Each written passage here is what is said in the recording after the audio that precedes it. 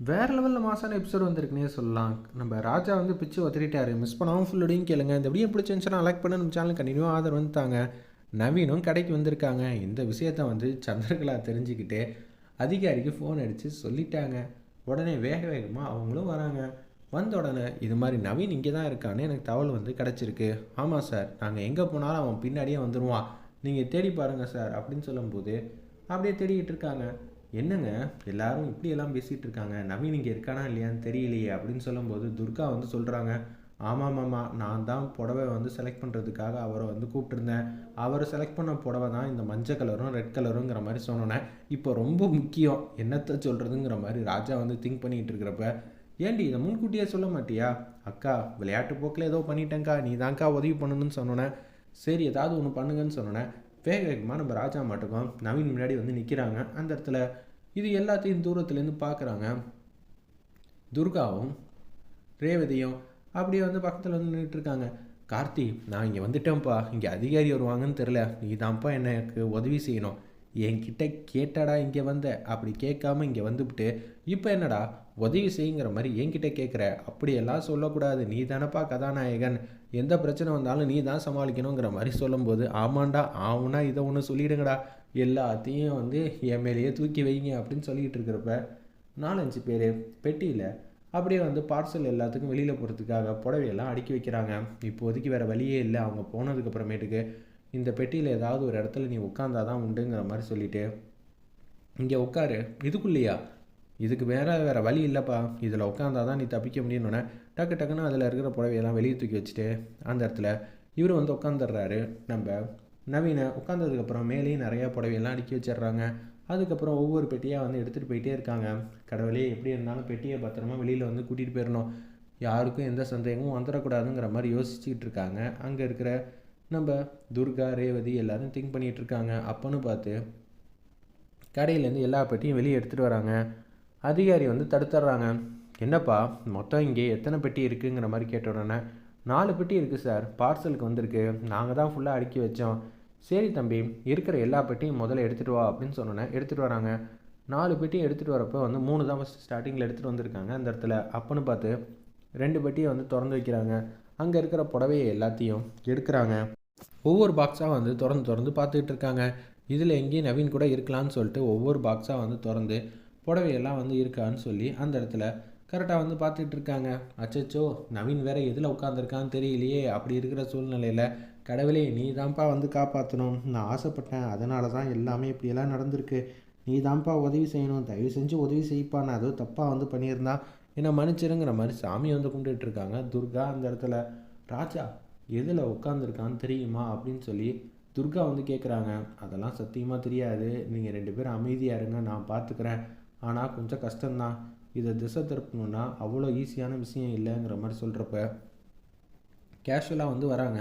அந்த இடத்துல இன்னொரு டப்பாவை எடுத்துகிட்டு இந்த 3 பாக்ஸில் இல்லவே இல்லைங்கிறது தெளிவாக வந்து தெரிஞ்சிருது. அந்த இடத்துல சார் அப்போன்னு பார்த்து ஓனர் வந்துடுறாங்க. அந்த பாக்ஸை வந்து செக் பண்ணும்போது, அவசரமாக போகணும் சார், இதுக்குள்ளெல்லாம் யார் சார் உட்காருவா, உங்களுக்கு தப்பான இன்ஃபர்மேஷன் வந்திருக்கும் சார், பொழப்பு இருக்குது சார் அப்படின்னு சொல்லி அந்த இடத்துல ஓனர் வந்து கேட்டுக்கிட்டு இருக்காங்க.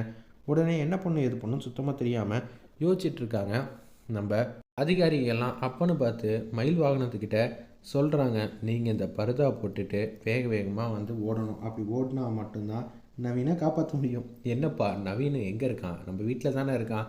இல்லைப்பா, அவன் இங்கே தான் இருக்காங்கிற மாதிரி சொன்னோன்னே, என்னது இங்கே தான் இருக்கானா, அதுவும் இந்த பெட்டிக்குள்ளே தான் இருக்கான், அதுவும் இந்த 3வது பெட்டி இருக்குல்ல இதில் தான் இருக்கான், இதை தான் வந்து செக் பண்ணுறதுக்காக பேசிக்கிட்டு இருக்காங்க, தயவு செஞ்சு நீங்கள் இந்த பருதா போட்டால் மட்டும்தான் தப்பிக்க முடியும் அப்படின்னு சொல்லும்போது, சரிப்பா நவீனுக்காக நான் முயற்சி பண்ணுறேன்னு சொல்லிட்டு மயில் வாகனம் வந்து பருதா போட்டுக்கிட்டு இருக்காங்க.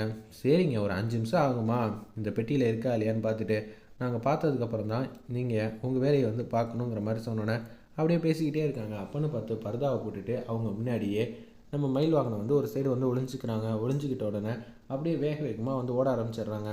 இவங்களும் டப்பாவை திறந்து அப்படியே புடவை எல்லாத்தையும் வந்து எடுத்துடுறாங்க. கீழே வந்து நவீன் வந்து உட்காந்துருக்காங்க.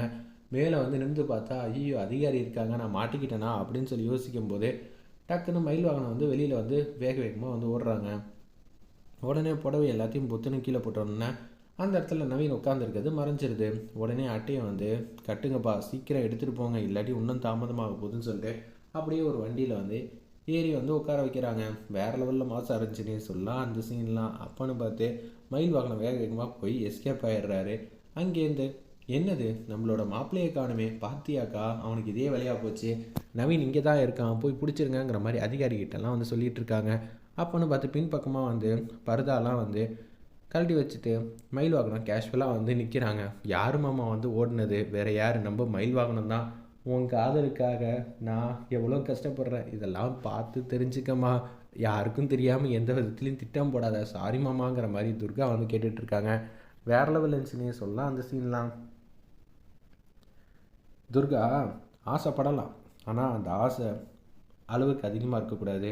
நம்ம கூடயே உன் ஹஸ்பண்ட் இருக்கணும்னு நினைக்கிறதுலாம் புரியாமல் இல்லை, ஆனால் அது கடைசி வரைக்கும் இருக்கணும். நீ ஆசைப்பட்டு ஒரு வேளை மாட்டியிருந்தான்னு வச்சுக்கியேன் நவீன், அதுக்கப்புறம் உன் கழுத்தில் தாலி கட்டுறது சரவணனா தான் இருப்பான். அதனால் எதுவாக இருந்தாலும் பொறுமையாக அமைதியாக இருந்தால் நமக்கான நேரம் வர வரைக்கும் காத்துக்கிட்டு இருந்தாலே வாழ்க்கை ஜம்முன்னு அமையும். சரி மாமா, நீங்கள் சொல்கிறதெல்லாம் எனக்கு இப்போ தான் புரியுது அப்படின்னு சொல்லிகிட்டு இருக்காங்க. மன்னிச்சிருங்கிறாங்க. இன்னொரு வாட்டி ஏதாவது உனக்கு தோணுச்சுன்னா என்கிட்ட சொல்லு, அதுக்கேற்ற மாதிரி நாங்களும் ப்ரிப்பேர் ஆகி வச்சுருப்போம் அப்படின்னு சொல்லும்போது, சரி மாமா மன்னிச்சிருங்கிற மாதிரி சொல்லிட்டு அப்படியே நவீனையும் காப்பாற்றி கூட்டிகிட்டு வந்துடுறாங்க.